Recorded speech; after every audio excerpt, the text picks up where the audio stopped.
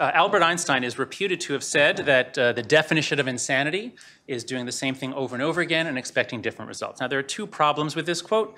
The first is that that's a really bad definition of insanity. I hope to God Einstein didn't say that. That's really a better definition of foolishness.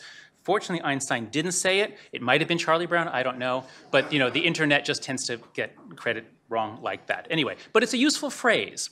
And I think it's really what we've all three been wrestling with here. Why is it that people embrace very, very bad economic ideas generation after generation? And I think evolution is crucial in understanding why that is.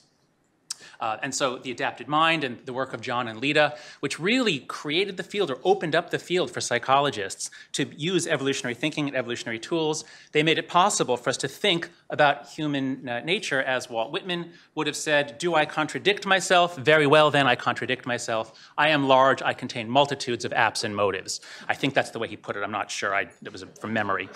Now, actually, I didn't get the memo about the Swiss Army knife being out, so sorry, that's outdated. But thinking about our minds as having just lots of stuff in it which reflects our evolutionary preparedness for this lifelong camping trip that we were on, and now we live in a different way, is a very, very helpful way to think about human nature and to understand puzzles, especially recurrent puzzles. When the same puzzles and problems and foolishness crop up over and over again, generation after generation, it's a good idea to look to human nature to figure out why.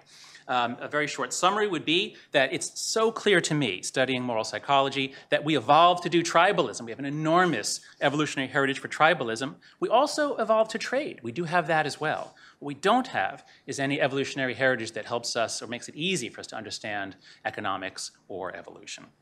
Now, I'm going to talk more about some of these moral foundations. John and Leda both mentioned the importance of policies meshing or not meshing with our evolved moral intuitions, moral foundations. So I'll talk about these topics.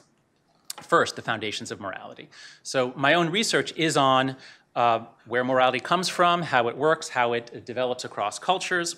And in my last book, I boiled moral psychology down to three principles. If you understand these three principles, you understand moral psychology. I don't have time to go through all three today. I'm going to focus on the middle one, that there are 6 intuitive foundations of morality. Now, when I was in graduate school, I was just so amazed that morality is so different around the world, yet bits and pieces are so similar even in communities, cultures that could never have communicated. And I tried to reconcile this. How can the insights of anthropology about variation be reconciled with what I was reading in evolutionary psychology about human universals? And I just tried to map out, well, what are the issues that the anthropologists all talk about in their ethnographies and that the evolutionists have a good explanation for how it came about? I didn't want to make any just so stories myself. I wanted to take off-the-shelf evolutionary thinking and connect it to anthropological variation. And these, my colleagues and I believe, are the best 6 candidates. There's more, but these are the 6 really clear cases where humanity seems to have some sort of app that makes us sensitive to certain environmental conditions. So I'll run through these. Actually, for today, I'm only going to focus on the first 3. That's what we need to understand economic policy. I'll briefly mention the others. So care. We are mammals, and what that means, by definition, is mammary glands, which means that we nurse our young, which means that not just the female body is adapted for this long childhood, but the female mind is adapted. And in humans and others that have male investment, the male mind is adapted as well. So we care, we are moved, we are hurt, we feel compassion when we see a helpless, innocent creature suffering. This is clearly part of human nature. There's a lot of evolutionary writing about attachment theory from John Bowlby and others. Now, does all of this software, all of these apps, do they play a role in our political lives? Of course they do. These are photos that Emily Ekins and I took at Occupy Wall Street. And you see a lot of stuff at Occupy about compassion, free empathy. Compassion is our new currency. I can't hurt another without hurting myself. I'm not saying that conservatives don't feel compassion. I'm not saying that they don't love their children or their dogs, but they don't base their political ideology or program suggestions on empathy in the same way that the left does. Here is a quote. It's funny, I'm teaching a business ethics course. 2 days ago, one of my students from India, we were talking after class, and he said, I was surprised to find that so many MBA students here at Stern support Sanders. They say his economic ideas are silly, but we need someone empathetic and honest. So again, if you're on the left, empathy is the proper foundation for moral and political programs. Second foundation, fairness and cheating. A lot of evolutionary writing on reciprocal altruism from Robert Trivers and others. On the left, fairness has many meanings, but on the left, one of the meanings that really comes to the fore politically is the idea of equality. Equality is a kind of fairness. So if the 1% own 43%, that is ipso facto, prima facie, unfair. And you don't even need to ask if maybe, Steve Jobs created 1 billion times more value than I did. Another sign, marching for the meek and weary, hungry and homeless. Tax the wealthy fair and square. Now, everybody believes that the rich should be taxed fairly, but what does fairness mean? According to this sign, as you see on the bottom, how can they let us go hungry every day? So fair taxation is taxing until there is not hunger anymore. That would be fair because that would lead to equality. It's linked to care. This is a cartoon that's made the rounds on the internet over the last few years. If you just look at it, it makes a lot of sense. I find it very emotionally powerful, and I thought about this for a long time until I realized the reason it's so emotionally powerful, I think, is because it looks like they're brothers. And within a family, as Lita said, common pool resources, communal sharing, within a family, of course you want to do whatever it takes so that everybody gets to enjoy the game. Within families, we are indeed collectivists on most matters. But if we were to extend this out to the whole country or the whole planet, it would mean that as long as there is someone who can't see, we must take from those who can see. Same thing with money. So I think that if you understand the moral emotions, you can see why certain images can be so powerful, but sometimes they don't mean exactly what you might think at first. What we find empirically is that conservatives see fairness very differently. They tend to focus on proportionality. These are photos Emily Ekins took at a Tea Party rally. Stop punishing success with a progressive tax rate. Stop rewarding failure with welfare and bailing people out. So it seems much colder and harder, but again, if you're going to try to get cooperation going and you want to stop free riders, this is the kind of fairness that you need. Third foundation, liberty and oppression. And the key psychology here comes from a wonderful book by Christopher Boehm called Hierarchy in the Forest. He studied a variety of tribal groups as well as chimpanzees. And he documents what he calls a reverse dominance hierarchy, that even among chimpanzees, but certainly among humans, they're very, human hunter-gatherer groups are very egalitarian, but he says they are obsessive about anybody acting like an alpha. If one person rises up, it's not that just that others dislike them. It's that there's an urge to band together and take him down. And once you understand that urge as an app, as a response to bullying or an aggressive alpha male, now you can understand the flag of Virginia. I was at UVA for 16 years. It took me a while to notice that there's a dead person on the flag. Now, why would there be a dead person on your flag? Because the flag was created in 1770-something when the English people living in North America rebelled against the English king, and they had to justify. Sic semper tyrannis, thus always to tyrants. It's exactly what Boehm talks about. The Declaration of Independence is a long list of the grievances justifying our taking him down, getting rid of him. And now you can understand this image from Occupy Wall Street. If the 99% could get together, they could crush and kill the 1%. Again, it's exactly the mechanism that Boehm is talking about. It's an app that gets triggered in some people, not in others. Now, here there's some real left-right symmetry. The Tea Party sees government as the bully and oppressor, whereas the left sees the rich and corporations. So there's a lot of similarity, you just have a different oppressor. We have a lot of data on this, on how people vary politically on these moral foundations. If you go to yourmorals.org, you can take our surveys. I'll just show you a summary of our major survey that gives you scores on all the different moral foundations. And what you can see is that when people come to our site and they register and they say that they're on the right, they actually give fairly high scores on all of these foundations. They endorse all of them. Now here I've graphed out fairness as proportionality. If I'd put equality, it would have sloped the other way, but I don't think there is an equality foundation.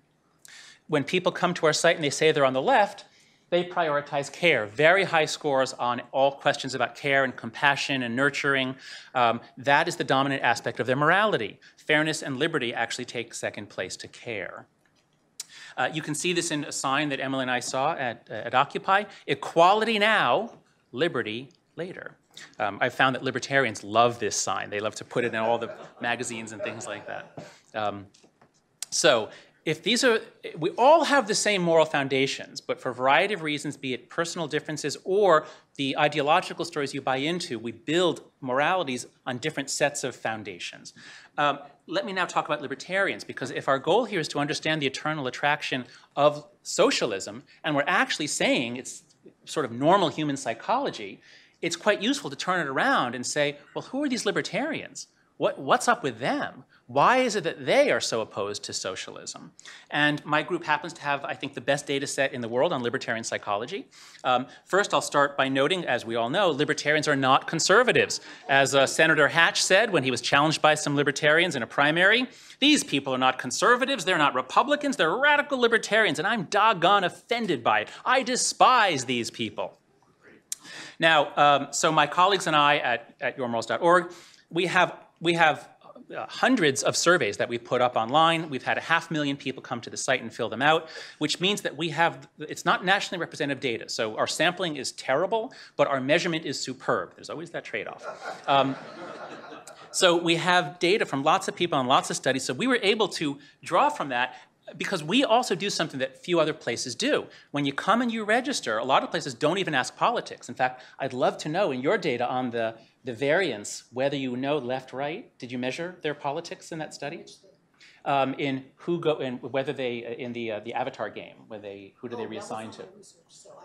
Oh, okay, well, okay, but in all of your research, I would urge you to do, okay. So at Your Morals, when people come to register, you can say that you are liberal or on the left. I try to say progressive nowadays, but we used to say liberal. Or whether you're on the right. And then we offer the option of saying libertarian, because libertarians cannot easily be placed normally on that dimension. As a result, we have data from tens of thousands of libertarians, which Gallup and other places generally don't generally ask that. So in the data I'm about to show you, about 12,000 libertarians, 80% male, and that is significant. Among the liberals, it's only 49% male. We made up some, this is how we actually did our original research into the Liberty Foundation. We generated a bunch of items about economic liberty, like people who are successful in business should have a right to enjoy their wealth. Lifestyle liberty, a little different. I think everyone should be free to do as they choose, so long as they don't infringe upon the equal freedom of others. And what you see here is data graphed out by whether you're any of the left categories in blue, the right categories in red, or if you're libertarian. And when we look at the lifestyle liberty, we see that libertarians are highest. They're highest on both kinds. But they're highest and joined by liberals in questions that have anything to do about sexual freedom, LGBT rights, things like that.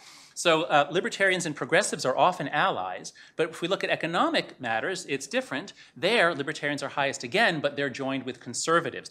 And the gap with the left is huge on these economic liberty items. This is why I think libertarians more typically vote Republican than Democrat. The other trait that I'll tell you about, but we've looked at a lot of them, this is the sort of the master trait that summarizes all the others, I'd say. Simon Baron-Cohen, the leading autism researcher, says that we all start off as, well, as a fact, we all start off as girls in utero, but then if a Y chromosome is present, a little bit of testosterone pulses out, changes the body and brain. When the brain is changed from the female pattern over to the male pattern, it seems on average that the brain changes so that it gets a little better at systemizing, at thinking about analyzing variables in a system, deriving underlying rules, and it gets a little worse at empathizing, about identifying another person's emotions, thoughts, and things like that. So there is an average male-female difference. Baron-Cohen says that autism is really just if you're really high on systemizing and really low on empathizing, that's what we call you're at one end on the autism spectrum. So this is sort of a master personality variable for cognitive kinds of traits. And here's the data. So we took about half of his items. It's a very long survey. And what you see is that libertarians are the highest on systemizing, and libertarians are the lowest on empathizing, those black bars in the middle. Libertarians, in fact, are the only group of the three groups for whom their scores on these surveys were actually higher on systemizing than empathizing in terms of their absolute scores. Progressives are the opposite. So libertarians have what you might call the most masculine cognitive style. It doesn't mean they're macho. It just means that on all the kinds of cognitive traits where you find a male-female difference, libertarians are more male. And we do these analyses within sex. So even if you just look at women who are attracted to libertarianism have a much more masculine cognitive style than women who are attracted to progressivism. In sum, libertarians are the highest on all traits related to rationality and intelligence, but they are the lowest on all traits related to emotionality. There's one exception. There's one emotion on which libertarians rule. That is the emotion of reactance. Reactance is the anger you feel when someone tells you that you can't do something or when they try to control you. So here are the questions in the survey. I find contradicting others stimulating. I don't know about how many people are here from Cato, but I would guess that Cato, people who work at Cato probably will score higher on that than people who work at other think tanks. When something is prohibited, I usually think that's exactly what I'm going to do, like this. So here's a sort of a quintessential example of reactance when the soda ban was reversed. So libertarians value liberty more, and they value most other moral values less compared to progressives or conservatives. They rely on reason more and emotion less, and they have the most masculine cognitive style. So this, I think, helps us. We can see how, even though we all have the same apps, they either have different settings, or some are on the home screen. Others, you know, for progressive, you'd have to kind of swipe, swipe, swipe, swipe before you find. All right. So that's all I'll say about libertarians. Now, the third thing is, let's talk briefly about collective narratives. I think this helps why there's an enduring appeal and why a certain mindset takes over institutions such as the Academy or Wall Street, for that matter. So collective narratives. My favorite quote in all of the social sciences, if I had to pick one, is this, from Clifford Geertz, paraphrasing Max Weber. Man is an animal suspended in webs of significance that he himself has spun. That's what social life is. We kind of make it up and then we live in it. And many of you will recognize this is essentially what William Gibson was doing when he created those books and then the movies about the Matrix. The Matrix, he said, is a consensual hallucination. Now, as a social scientist, as a social psychologist, this is just beautiful because this is what we study, is how do we hallucinate this? And then why does it have such a grip on us? But it does. When I moved to the business school at NYU in 2011, I had no interest in business. I just wanted to be in New York City to promote the righteous mind. But I began learning about capitalism. I'd known nothing about it before, practically. I began learning about capitalism in business, and I discovered that there are two very, very different stories being told. There's the one which is dominant in most of the university and on Occupy Wall Street about capitalism is basically exploitation. And then there's the one I was learning in the business school, and I read a history of capitalism about, no, capitalism is liberation, it's value creation. And I was fascinated by these because both are formed into totally cohesive, self-contained narratives that are demonstrably true. All you have to do is look at the newspaper and you can see how true this story is. But they're two different incompatible stories. And over time, I sort of animated these into a PowerPoint talk, and then I hired somebody to turn that into a video. So I'm going to show you now two 90-second videos. Just before we start, please, what you do is reach into your head, set your switches, turn your care and fairness settings up to 11, please. And if you have a systemizing switch, turn that down to 3. Okay, got it? All right, roll the video, please. All right, or maybe I do it by here. Let's see. Once upon a time, work was real and authentic. Farmers raised crops, and craftsmen made goods with their own hands. But then, capitalism was invented, and darkness spread across the land as the smokestacks of the Industrial Revolution covered everything in soot. The capitalists became ever more skilled at extracting productivity from workers and pocketing the gains from their labor. The workers eventually fought back by unionizing. In the early 20th century, as the brutality and stupidity of capitalism were exposed, many governments granted workers some protection from the predators. Democratic welfare states were born. But the capitalists and their right-wing cronies were unrelenting. And in many countries, they have destroyed the unions, slashed regulations, and given the corporations free rein to exploit at will. So, the rich get richer, the rest of us get poorer, our democracy gets weaker, and the planet gets hotter. It is now the duty of every decent person to join the fight against global capitalism and the super predators it has unleashed upon us.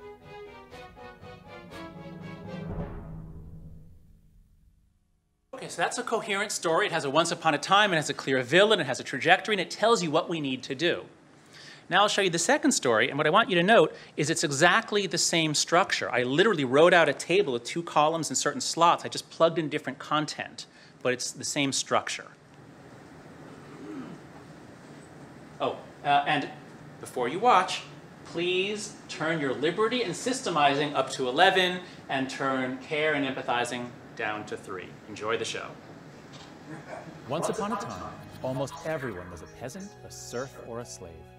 Kings and feudal lords took most of what people produced, so nobody had much reason to work hard.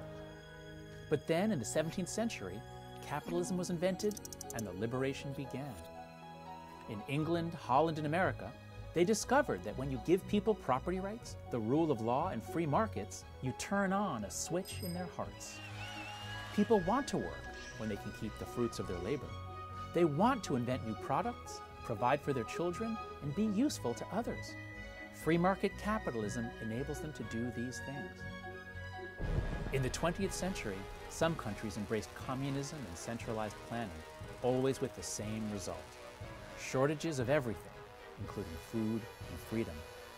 But countries that embraced capitalism have grown prosperous in a single generation. Yet, despite the evidence of history, the left-wing egalitarians are unrelenting, and whenever they get control of a government, their first target is economic freedom. The egalitarians don't want to live in a world in which people who create more value for others get to enjoy more wealth for themselves. They'd rather that everyone be equal and equally poor. It is now the duty of every decent person to join the fight to protect capitalism and to extend its blessings to all of humankind.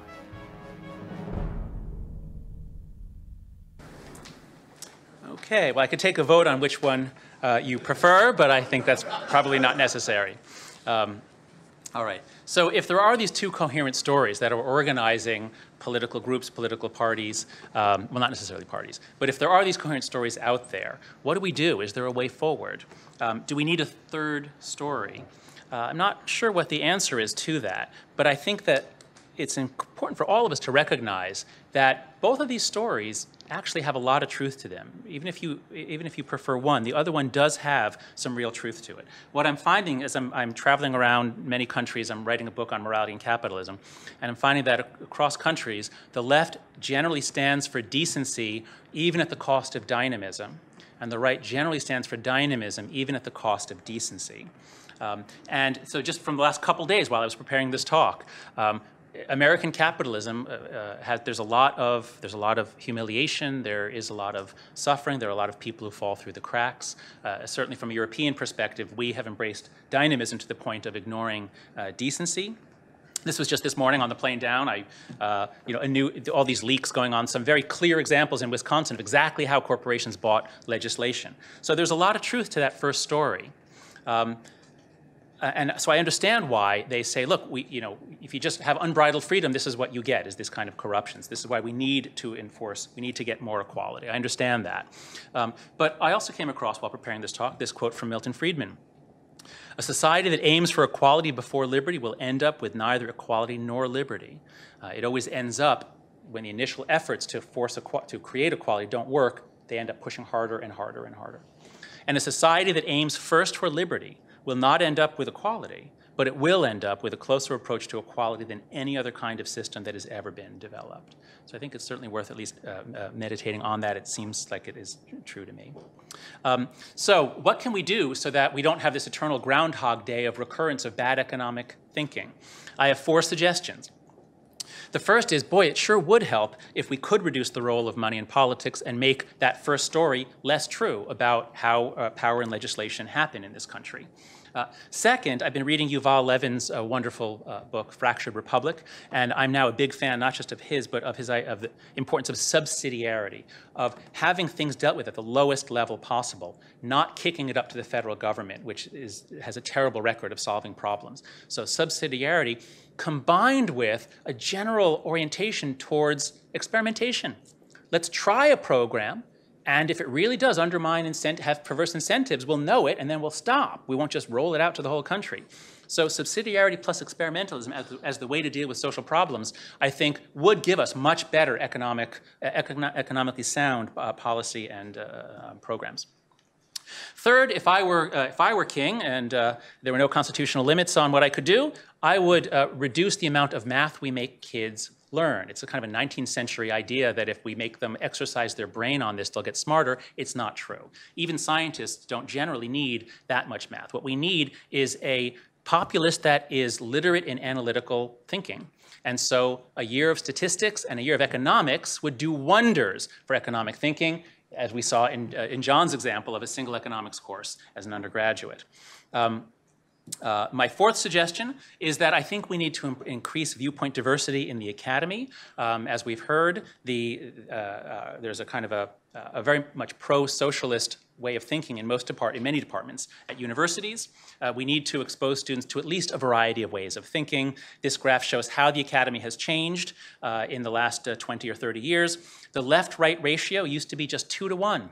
As late as 1996, a representative sample of all professors, in 1996, the blue line on top is people who said they were on the left. Only twice as many people on the left as the right. And that's fine with me. I don't care about equality. I just want to make sure that if someone says something from a leftist or rightist perspective, someone out there will challenge it. That's what I want.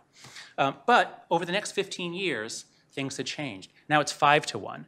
And most of the non-leftists there are in engineering schools or dental schools. If you look at the core areas of the humanities and social scientists, it's between 10 to 1 and 50 to 1, left to right. That's why I and some other colleagues started an organization called Heterodox Academy. Lita and John are members. And any professors who are out there watching this talk, I urge you to go to heterodoxacademy.org and join. We're just trying to say diversity is good. Shouldn't we have diversity of thinking? So if we can do those things, I think and hope that we will have at least a little less foolishness going forward. Thank you.